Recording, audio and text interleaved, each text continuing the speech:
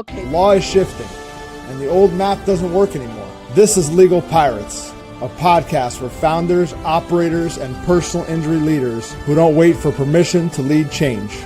We are category designers and collaboration friendly. Each episode explores the moves reshaping how law is built, delivered, and trusted. One question guides every conversation. What map are you using now that the old one no longer works? Let's navigate the shift. Hi, Amy. It's so nice to meet you. Yes. So tell me, Amy, where are you from? Tell me about your law firm. I want to hear all about it. Sure. I am based in Dallas, Texas, and we have a mix of personal injury, catastrophic personal injury, and employment law cases. My law partner and I have a history of working on pharmaceutical and sort of big mass tort litigation. So when we started our own practice, we wanted to do something like smaller and that moved through the process a little bit faster because mass torts can take 7 to 10 years to resolve. Yeah. And Amy, it was so interesting. You were tell me about when you started the firm, and I'm really curious about that period of time and just the shift you've seen now that where we are today. Yeah, so we started in January of 2020, which was a very interesting time to start a law firm because everything sort of slowed down. There were some benefits, though, in that I was getting ready to sign a big lease for an office, and we were then 100% remote. And I didn't sign the lease, thank God. We were 100% remote for the first couple of years. I think I would have felt a lot of peer pressure to have offices right before the pandemic. But since then, I mean, we have some of our employees have never set foot in our offices, and we really just have offices at this point for our mental health, so that we can hang out with our friends. And so it's been 5 years. Well, now we're 20, here we are 6 years after, and now we're in this age of AI.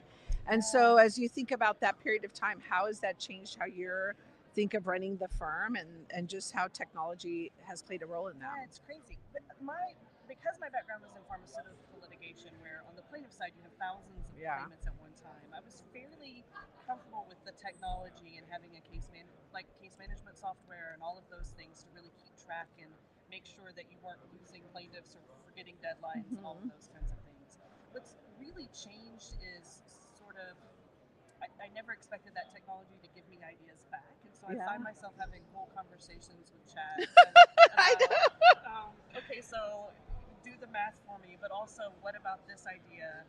And just our branding. We're a firm of all women, and so we started our own podcast called Fight Like a Mother. I don't know that we would have come up with Fight Like a Mother without I love that AI pushing us to that place, right? Yeah, and I think what's so great, and I love that you said that, is I think that in this age of AI, we need more women's voices in being able to share, how we are shaping that. So it's a real honor to be with you right now. I mean, that's something really interesting in the employment law space because a lot of companies are using AI for their job searches and finding there will be probably lawsuits about all of the thought processes that go into that black box for AI to search for people and what biases are already built in because it is pulling data from humans, and humans are imperfect in that way. And are they being diminished? Or are they being multiplied inside that system? Well, then there's the bias that's involved and how that would shape it. And so here we are at this conference, AI for PI, hosted by PILMMA. What's been a big takeaway or learning from today so far for you?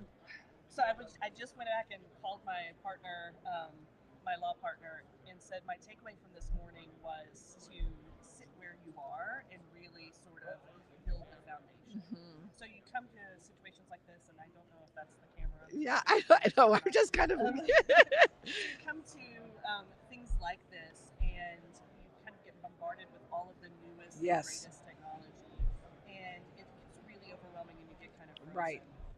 And so sitting with where you are and really perfecting that before you move on to the next thing, because it's just like every other sort of software that we've used in our past, garbage in, garbage out. So if you really need to be thinking about, okay, what are my prompts looking like? How do I build a good prompt? What is the outcome I'm getting? How can I play around with that before you then think, okay, how can I outsource these prompts to the entire office? And it's funny because it's a lot like everything else I've heard, like the leaders in your firm really need to be sitting down with the technology. It's not something that you can just say, we're we're buying it from a I box agree. and we're Yeah. implementing it, that doesn't work. It's not going to work. And then I think people get frustrated with the product, but it's really because they're not sitting with it themselves and figuring out, how does this work? Right. For me, how does this actually mimic my voice? How do I set this up so that it computes with the values of my firm and how I practice law? Exactly. And so keeping those things inside the software is going to require your leaders in the Yes. organization really understanding how that works. And Yeah. so that's kind of the takeaway, that she and I are going to have to sit down. And we just went with a specific AI provider and talking about how we're building those prompts and how we're setting things And is up. it more like a legal AI tool that you're going to be using Yes. at the firm? Yeah. And I do agree with you. Leadership really, as leaders, you're really setting the example for teams to say, we as a culture are going to incorporate and integrate AI. And I think that's such a unique and innovative way to look at it, as you're kind of really setting that roadmap. Because I think here people are trying to learn from one another. And I think that, sort of, even though we're in the age of AI, being a leader and what that means is so critical, I think, for people to adopt and kind of move into this next stage. Yeah. So I was curious, like, what challenges? I mean, you're very forward thinking, but I would love to learn, like, what kind of challenges have you seen along the way, just in driving adoption? So really, it's kind of like trying to do organic chemistry without having sort of elementary science. And, Yeah. And sometimes I have been in that situation in my life. Like, it's great if this is doing this over here in this box and this is doing this over here in another box, but how do I get these boxes to talk to one another? And like, which software do I use? So here's the example. I literally came here because I was like, I really want an avatar. Yeah. Because I don't want to be Your digital twin. I don't want to be doing all of these videos, right? So I really want an avatar, and I tried to figure it out on my own. Wow. And I was like, okay, this company here, but the pricing, and that doesn't look good, and whatever. And so I've been going around talking to people, like, tell me what the avatar situation is, and everyone's like, yeah, it's not great. Yeah. We are figuring it out, or whatever. And so I guess that is, I'm hoping 6 months from now that the avatar situation will be figured out. It's just plug and play. But I don't know that.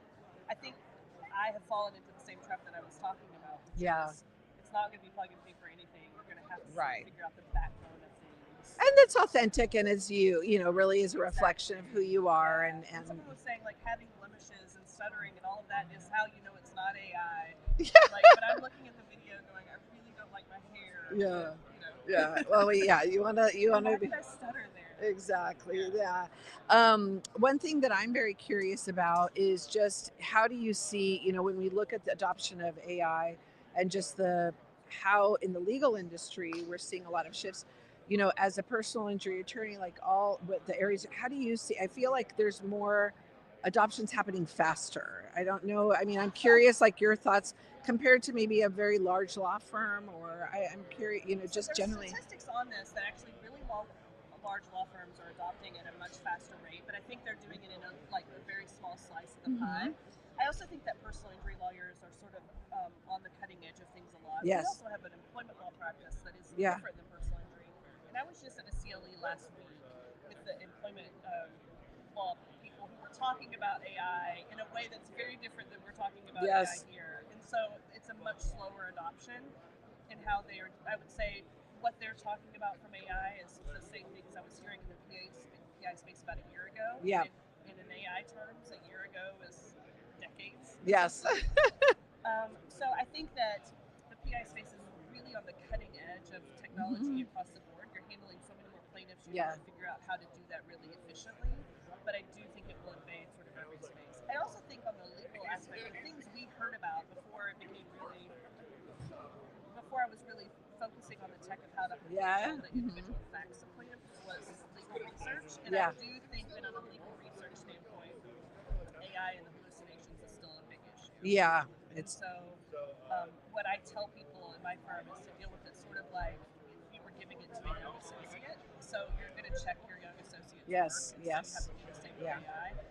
But I think that really, from the broader legal community, was really well, it was very shocking. I mean, I wonder what happened to site checking. Like, that was the thing I learned in law school. Like, you never filed a brief without checking sites. And I'm like, what's happening? Or is it just a step that's being missed? I think there's so many safeguards we have to put in place. But yeah, it is something that So I think that the general legal public, Yeah. that's what they know in a lot of ways. So Okay. I think that, Yeah. that figuring that out Yeah. is going to be a big step for lots of lawyers, and understanding there are lots of ways you can use AI, and that you're probably already using AI Yeah. that don't involve case searches or legal briefing. Yeah. With the time we have left, I'm really curious just because something you brought up, you're evaluating all these different AI tools. What did you think about, like, for the people that are going to be watching this podcast, like you've been through this, you've done that. What big things did you consider in that evaluation? So we are very litigation based, and so a lot of the AI solutions are very pre-litigation focused, and so on demands and medical Yeah. technologies, which is really important. But I really wanted something that would carry through with us through the things that take up a lot of time in litigation, which we all know is answering Yes. and reviewing discovery. So I really wanted a product that could do those things. And then obviously it's my data safe, and it's not being used to teach other Yeah. things, and it's not going to leak out, and it's HIPAA compliant, Yeah. all of those kinds of things. And then those people who would let me actually use the product for a week or two without signing a long-term contract, because I found that those people who have a really good product are happy to show it Yeah. up. Yeah. And those people who are like, I don't want to show it to you, I want you to sign the contract instead, are probably a little bit. Yeah, those are great. Well, yeah, thank you so much for being on our podcast. We're really thrilled at learning all your insights, Amy, and we're looking forward to spending more time with you at the AI for PI Expo. Thank you. Thank you so much. All right, yeah, awesome. Yeah. All right. Thank you. Oh, that was great. I really loved your story. Thanks for listening to Legal Pirates. Remember, the old rules aren't coming back. Follow the show and keep charting your own course. We'll see you next time.